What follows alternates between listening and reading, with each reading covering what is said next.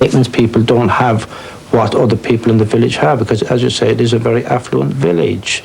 Money doesn't seem to be any object to a lot of the people, and it's like everything else. If they have anything on in the village, it's very, very hard for us with 5 children. I'm speaking about myself now.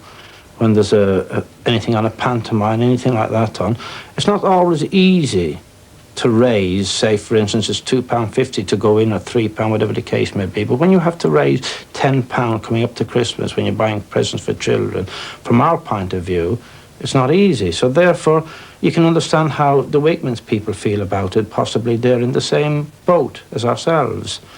But then the other people who have money, it's no object to them. 12 expensive bottles of wine and they don't even drink.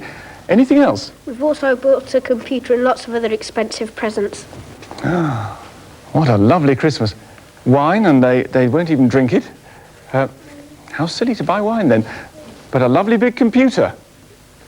Anyone hoping for a computer this Christmas? Good grief. Well, you will be lucky if you get a computer. I think they're going to have a really bumper time this Christmas. It's been an issue for the church for years, hasn't it? The church has, since the last century, has been failing to reach what you might call the working class in this country. And perhaps the only church that's continued reasonably successfully to do so is the Roman Catholic Church.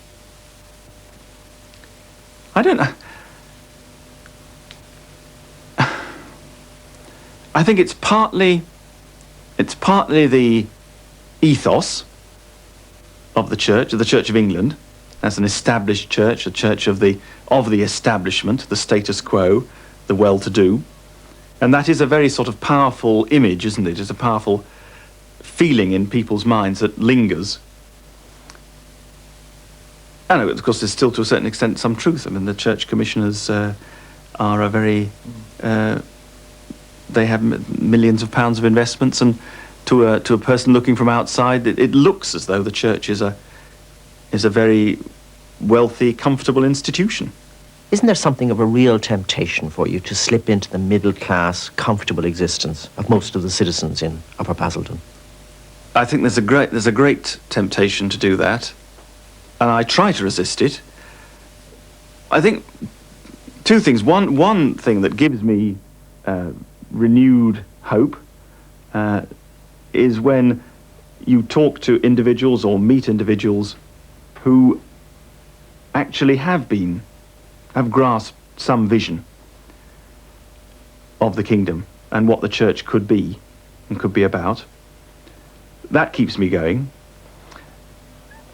Another thing is that I personally involve myself in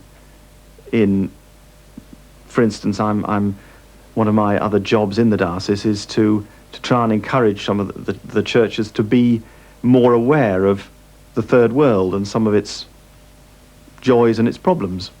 Do you think it is part of your task to make people feel uncomfortable? I think some people do have an image of a clergyman as a person who's constantly saying no or don't do it, whatever it might be.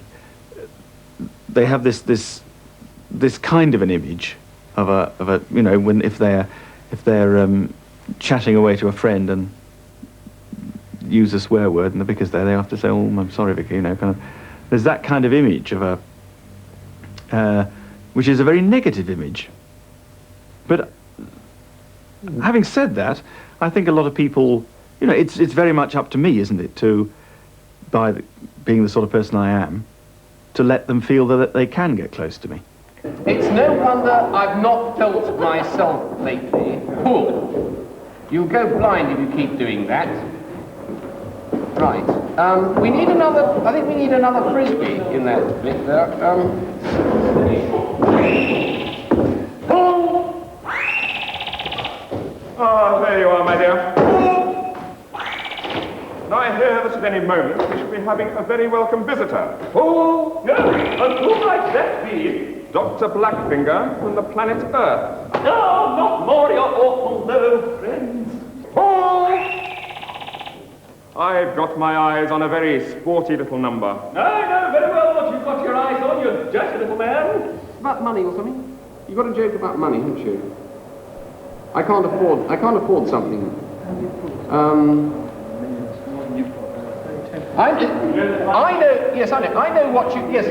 know what you've got your eyes on, you dirty little man. Pull the other one. Is it an occupational hazard of a vicar, becoming a chameleon-like figure, fitting into the context of wherever he happens to be? I think that is a danger. It is I certainly find it a danger that you can be this sort of chameleon figure. You can be one of the lads when you're with the lads.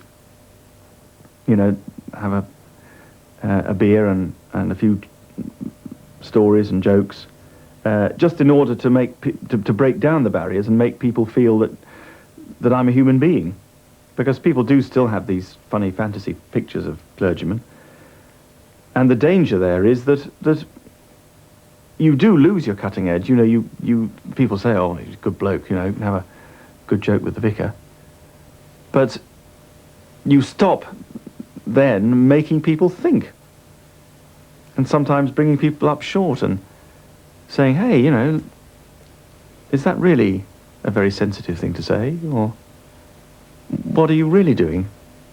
I think it's very difficult to be a vicar. I mean, I think David, I wouldn't like to do the job. I don't know how you do it. I think he does better than a lot of vicars I've known, but I think it does cost him. And for me, certainly, I feel that the conflict he has between being a vicar and a man, he hasn't actually got sorted out. And too often being the man wins. And for me, somebody who's seen as being a spiritual leader of a community needs to have that as his primary role. And I don't think David doesn't manage that as far as I'm concerned. I actually took that as a compliment, because I think one of the dangers that clergy fall into is of becoming a kind of sort of professional, sort of subhuman kind of person almost. You know, people don't regard you when you're a clergyman as a real human being and with real feelings and real emotions. I always remember when I was at college and we had a sort of mixed choir who sang on Sunday evenings in chapel, and the girls came afterwards and had supper with us. And I was telling one of the girls that I was really seriously thinking about being ordained, and she looked at me, and it was obvious the way she talked to me that she really didn't see me in the same way as she saw the bloke sitting next to me after that. I was almost my humanity was lessened. And I thought to myself that no, I'm not going to be the sort of person who becomes a sort of just a front. So I took it as a compliment, but then there's a danger that you cease to, or the distinctive things that a Christian should stand for and a Christian priesthood should stand for become dimmed. The issues that it could be considering are much more than the ones that they tend to pick, which is the third world and things like that. It doesn't seem to me to be much about everyday life. I mean, for me, it isn't talking about the questions that I find I'm trying to handle as a mother and a human being in 1986. I mean, I'm not saying the issues of poverty in the third world aren't important, but those get handled if I know how to be a human being and have a spiritual life that enables me to be a human being. Have we been too cosy? Have we not spoken of the need for commitment? Have we not given people opportunities for prayer? Have we not helped people to see the connection between their everyday lives, their lives from Monday to Saturday, and that hour in church on a Sunday? And if we haven't, then we failed. But I think I can point to other people who have been helped, whose lives have, you know, they've been, whether it's been through some particular crisis, or whether it's simply in the course of their lives through a baptism, through a wedding, through some family celebration, they have been given a sense of God's presence. my husband's in prison, and he wasn't guilty of the offence. It was a complicated thing, and it is helping me get through that. And David has been a terrific help to me while my husband's been away, and so have lots of people in the village. I feel there must be something there, and there must be someone there that is helping me. Particularly now, getting through this, I have a very tough time, and it is helping me get through. And I just feel that if I go to church and pray, there is someone there to help me. But I can't really explain, or I can't put it into words, what God means to me. The church in this community, as in many communities, in a funny kind of way, even if it doesn't articulate it very much, does speak of God in the midst of people's lives. There's the building, there's the physical building to start off with, there. And that's a kind of tangible reminder to people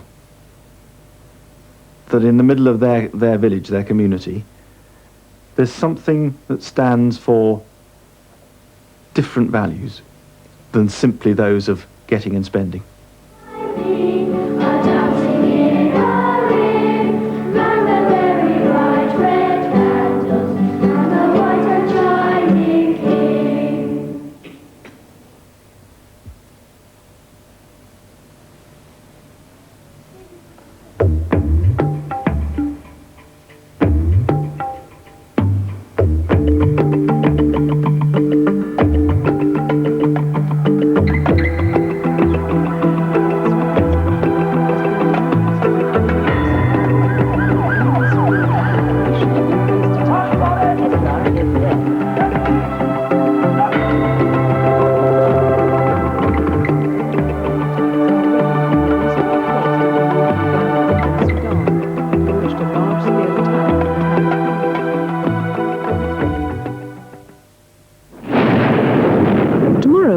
An enlightening documentary on the last 50 years in Spanish history. Archive footage combined with eyewitness accounts record the events at Toledo and the Spanish Civil War. El poder, la policía, la Guardia Civil, era constante machacar a la clase trabajadora, por un lado. Por otro lado, el clero estaba apoyando estos movimientos. From the dictatorship of Franco to modern-day democracy, 20th century Spanish history is captured in the spirit of the Alcazar, tomorrow at 8 on 4. Lastly this evening, Timepiece, with 2 more entries from a competition supported by Channel 4, encouraging students to develop skills in television graphic design. First, the highly commended Counting Sheep by Andrew Barn and Teresa Cole from Brunel College.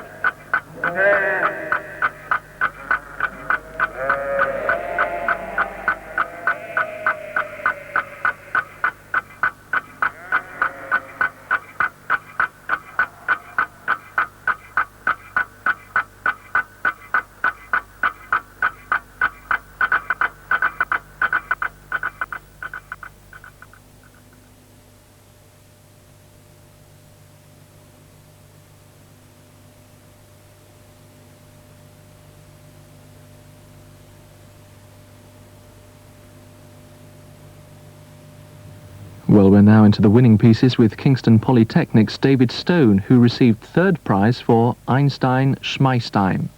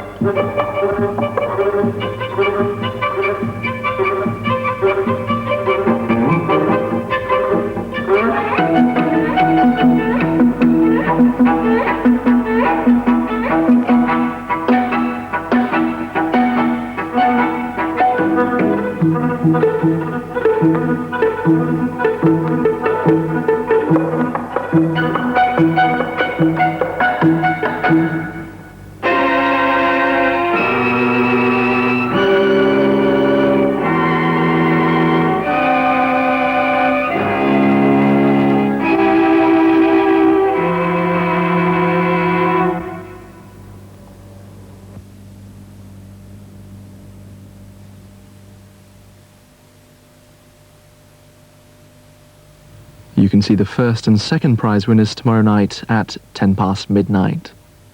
And if you're just returning to college or university after the Christmas break, have a very enjoyable term. Well, with the time soon at 22 minutes to 1, there's not a lot else to say except have a peaceful night. If you did see the first part of the documentary Out of the Blue and Into the Black earlier this evening, don't forget that part 2 is tomorrow night, Thursday, that is, at 11:15. Don't wait a week and then realise you've missed it. For now, this is David Vickery on behalf of all of us at 4, wishing you good night.